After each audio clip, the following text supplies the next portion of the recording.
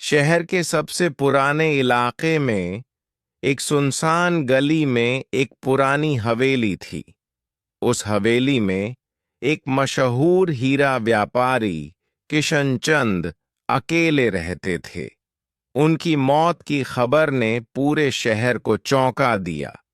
Police को हवेली के अंदर खून से लथपथ उनका शव मिला और उनके तिजोरी से करोड़ों के हीरे गायब थे।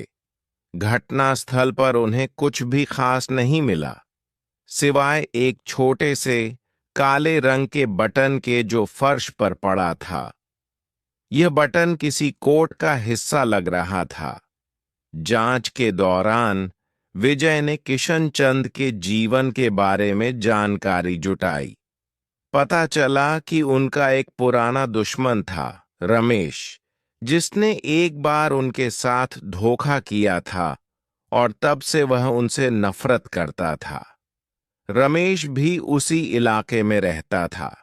विजय को रमेश पर शक हुआ और वह उससे मिलने उसके घर गया। रमेश के घर पर विजय ने देखा कि रमेश का पुराना कोट एक कोने में रखा था। विजय को कोट पर एक बटन की कमी महसूस हुई।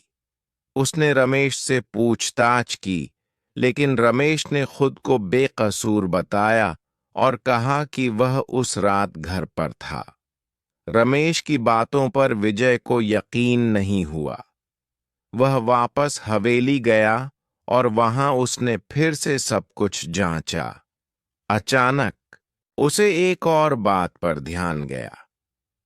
हवेली के बाहर लगे सीसीटीवी कैमरे में उसने एक परछाई देखी जो रमेश से मिलती जुलती थी, लेकिन रमेश की चाल थोड़ी अलग थी। विजय ने सीसीटीवी फुटेज को और करीब से देखा।